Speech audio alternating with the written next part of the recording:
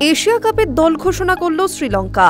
১৬ জনের দলকে নেতৃত্ব দেবেন চরিত আশালঙ্কা। চোট সারিয়ে দলে ফিরলেন অলরাউন্ডার ওয়ানিন্দু হাসরাং।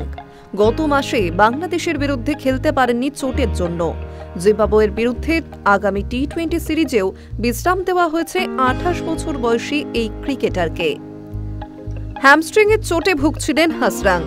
গত জুলাই মাসে বাংলাদেশের বিরুদ্ধে একদিনের সিরিজ খেলার সময় চোট পেয়েছিলেন তিনি। তারপর থেকে মাঠের বাইরেও রয়েছেন। এখনও পুরোপুরি ফিট না হলেও তাকে রেখেই এশিয়া কাপের দল নির্বাচন করেছেন শ্রীলঙ্কার নির্বাচকেরা।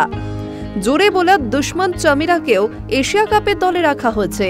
আন্তর্জাতিক ক্রিকেটে পরীক্ষিত এবং অভিজ্ঞদেরই নির্বাচন করা হয়েছে। এশিয়া কাপের গ্রুপ পর্বে শ্রীলঙ্কাকে খেলতে হবে বাংলাদেশ, আফগানিস্তান এবং হংকংয়ের সঙ্গে। আগামী ১৩ সেপ্টেম্বর শ্রীলঙ্কার প্রথম ম্যাচ বাংলাদেশের সঙ্গে। ১৫ সেপ্টেম্বর তাদের প্রতিপক্ষ হংকং। ১৮ সেপ্টেম্বর রশিদ খানের আফগানিস্তানের সঙ্গে মুখোমুখি হবেন আশালঙ্কারা।